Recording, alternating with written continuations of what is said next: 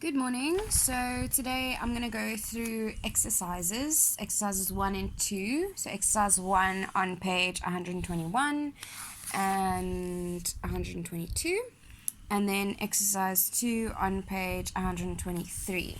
So that's basically going over the questions on how to do equivalent fractions, how to go over ordering fractions, and comparing fractions. So we're going to go through every single question. I've done a bit of layouts along for the first few questions. So for exercise 1, it says that we need to find 3 equivalent fractions for the following. Okay, so basically I've already done the first one, so they've given you a third, and then I saw that a third, if I times this third by, there we go, if I times the 3 by 2, so 3 times 2 gives me 6, 1 times 2 gives me 2, so my answer will be 2 over 6. I can change it so that I can times it by 4, 1 times 4 gives me 4, 3 times 4 gives me 12, so my answer will be 4/12. And then the last one that I did, so there's 1, 2, and this is the third one that I did for you. So I times 1 times 22, you can choose any number. 1 times 22 gives me 22. 3 times 22 gives me 66. So that was, or those were the examples that I created. Okay, so now we've got 4 over 7. So you can choose any number that you want to times by, as long as it stays in the same ratio. So what you do to the top, you do to the bottom. So I can give you times 3 times 3. 7 times 3 is 21. 4 times 3 is 12, so 12 over 21. Let's do times 4. So we've got, let's do 5 actually. So 4 times 5 gives me 20. 7 times 5 gives me 35. 20 over 35. And we just need one more. So let's make it times 60. Okay. So 4 times 6 is 24. And we just add the 10 for the 60. And we do the same with this. 7 times 6 is 42, so we've got 42 and add 0. So we've got 240 over 420. And you do the same for all of them, so I will actually do all of them for you quickly and show you my answer. Okay, so we've got our answers. So I've basically gotten equivalent fractions. They're all different from each other, but they are staying in the same ratio to each other, so 2 to 5. So that's basically, you can see that I times this by 2 to get there.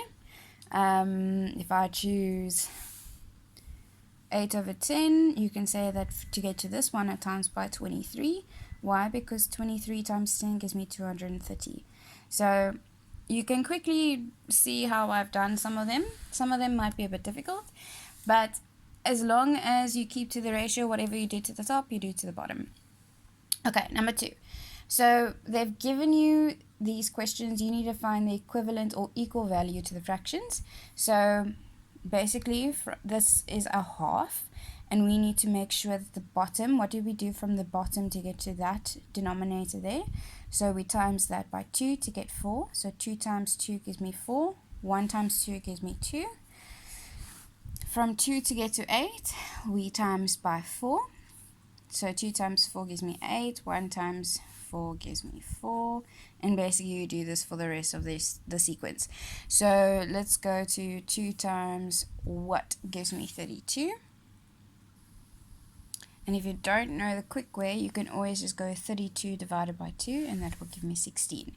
So 2 times 16 gave me 32, so 1 times 16 will give me 16. And you do that for the rest of them.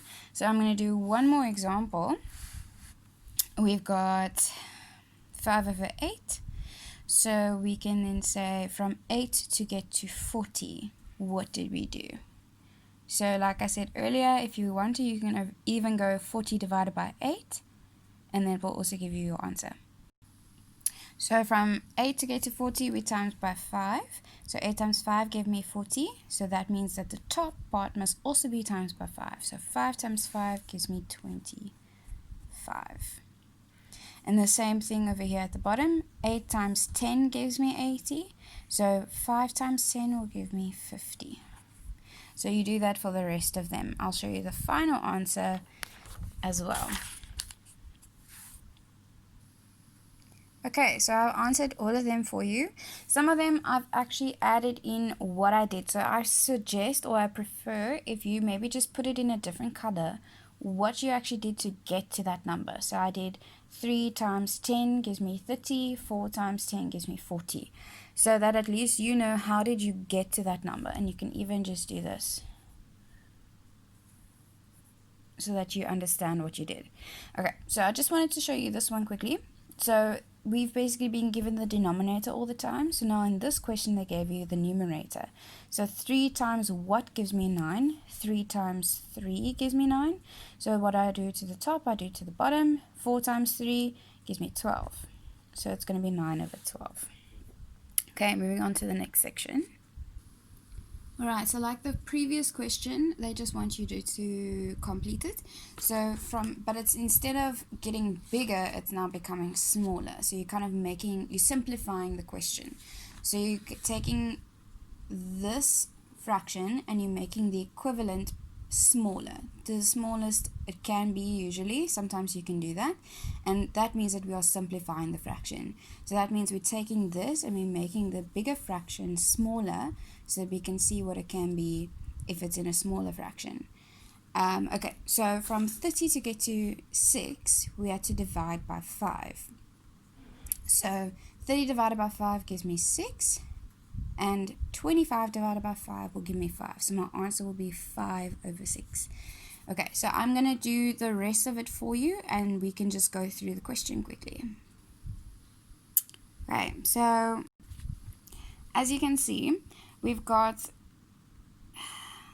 number 2 is 24 divided by 6 gives me 4, so it'll be 4 over 5. So I usually start where they've actually given me the information.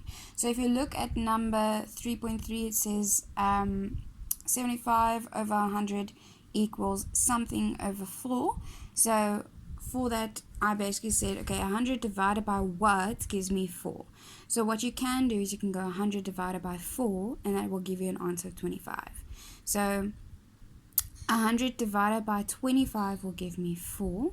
So that means I have to have 4 sets of 25 to create 100. Okay, so 75 divided by 25 will give me 3. So my answer is 3/4. So if you look at all these numbers, I actually can't simplify them any further. Nothing else, no other number can actually go into these numbers. That means that they are in in their simplified form. So whenever they're asking you to leave your answer in simplified form, then you need to keep it this way, where you can actually find the equivalent fraction of it, but the smallest it can be, so that it can't be made into another fraction. For 3.4, it looks a bit confusing, but all I did was from 1000 to get to 10, I divided by 100. So instead of going and working all that out, I like to just cross out the noughts, because I've gotten rid of 2 noughts for the 100. So it's 1, 2, 1, 2, and that means I've got 7 over 10. So if you look, I've actually got the answer right there. 7 over 10 and 7 over 10. Okay, exercise 2 on page 123. This one's a bit more work, because now what we are going to do is we're going to start comparing. So in order to compare, we actually need to change these fractions to make them look exactly the same. So for all of these questions from 1.1 all the way to 1.10, we need to make sure that they all have the same denominators. So what denominator can they both get to? So 4 can create or can make 12. 12 can't make 4. 12 is the highest number that it can get to. So 4 can get to 12, but 12 can't get to 4. Why? Because 4 is actually smaller than 12. So the same thing here. Do you see that they're both going to be making the same number, 12 and 12? So you're going to see what the denominators can make together. So in order to do that, you can list the multiples of each of them and see which one is in common with them. So we can see here 4 can create 8, 4 can create 12. If you actually look, these are exactly the same. 1.5 and 1.2. They've just swapped them around. So it's 8 over 12 and 3/4. It's exactly the same thing, except they just move the 3/4 to the front. So your sign will just change. So say, for instance, your sign is saying that this is the bigger fraction, then that will mean that this will just go that way. Okay, so 8 and 9 can create a number together. 6 cannot make 15. So what number can 15 and 6 both make? So I think 30 might actually be the better option, because 15 times 2 gives me 30, and 6 times 5 gives me 30.